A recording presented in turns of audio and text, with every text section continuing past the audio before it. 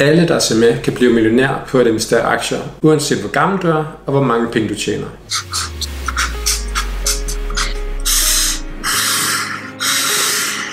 Jeg har lavet mange videoer omkring aktier og investeringer, og hvis du har fulgt med, så er du nok allerede en ekspert på det område. Jeg har derimod ikke talt så meget om hvorfor det kan være en god idé at investere, og hvor meget du faktisk kan tjene på det. Det ser vi nærmere på i dag, hvor jeg fortæller helt konkret, hvordan du kan tjene din første million på aktier.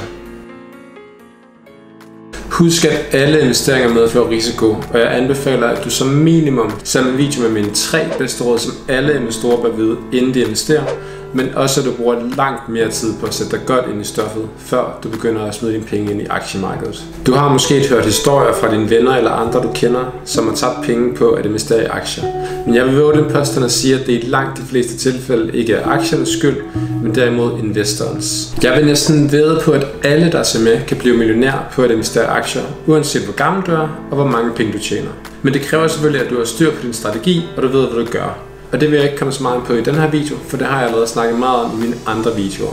I stedet vil jeg fokusere på, hvordan du kan tjene din første million. For kan man blive millionær ved at investere i aktier? Ja. Skal man have mange penge for at blive det? Nej. Helt overordnet, så ser vi her på en ligning med 3 variable, og det er penge investeret, afkast i procent og tid. Jo mere du har det hele, jo bedre stillet er du. Lad os tage nogle helt konkrete eksempler. Lad os sige, at du har 1.000 kroner, som du kan investere hver måned. Det svarer til omkring 30 kroner om dagen. Lad os sige, at du investerer det til et afkast på 7%, med målet om at nå 1 million kroner.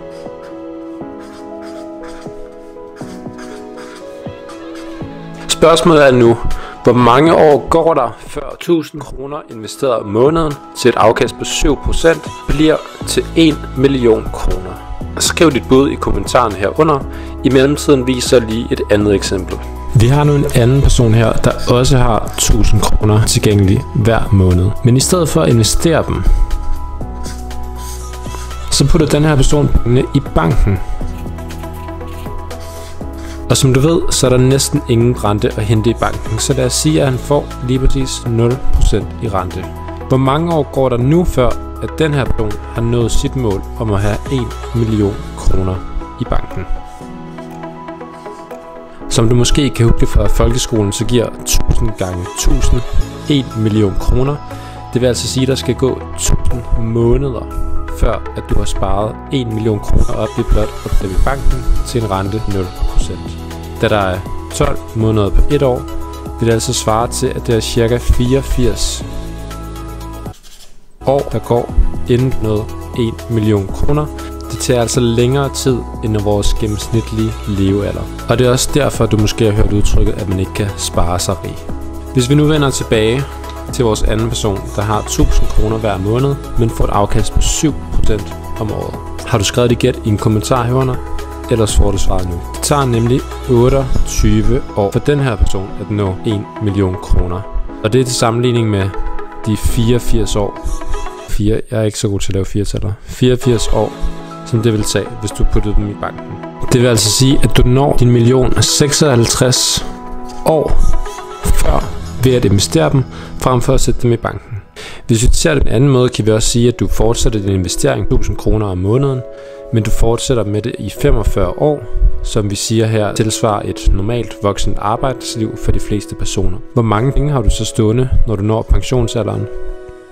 Her vil du have 3,7 millioner sparet op, hvis du blot investerer 1000 kroner om måneden i 45 år til et afkast på 7%. Så opnår du altså en samlet portefølje på 3,7 millioner, når du skal pensioneres.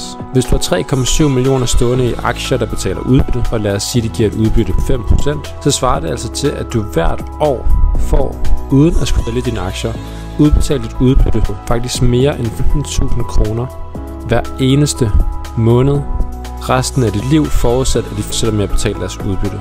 Og det er altså nok til langt de fleste personer at leve et ganske fornuftigt liv for. Hvis det her ikke giver dig motivation til at investere, så ved jeg ikke, hvad der gør.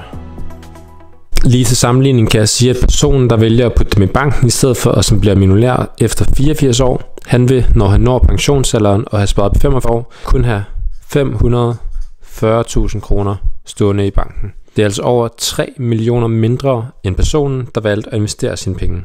Og jeg er helt sikker på, at langt de fleste, der ser med, kan finde 1000 kroner fra deres budget til at investere hver måned.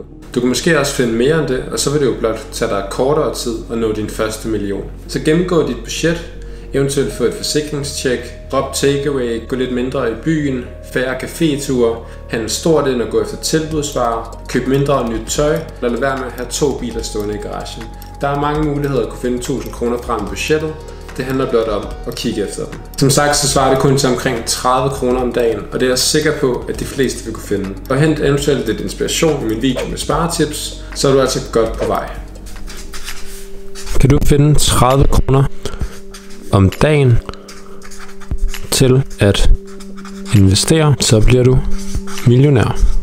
Du kan selvfølgelig også vælge at investere mere, eller gå efter et højere afkast, eller sætte dem i længere tid. Som jeg sagde, så er der 3 parametre, når det kommer til investering. Det er henholdsvis beløb til rådighed, det er dit afkast, og det er selvfølgelig din tidshorisont, der er afgørende. I det her eksempel, der har jeg haft et fast beløb og et fast afkast, og kigget på, hvor lang tid det tager for at nå det endelige mål om 1 million kroner. Du kan selvfølgelig prøve at lave dine egne eksempler, hvor at indsætte dine egne værdier for, hvor meget du har at investere, hvilket afkast du forventer, og hvor lang tidshorisont det så vil tage for at nå dit investeringsmål. Du kan selvfølgelig skrue op og ned for de forskellige parametre, og du kan så også opnå et afkast, der er både højere eller lavere end det, som jeg har givet det eksemplet her.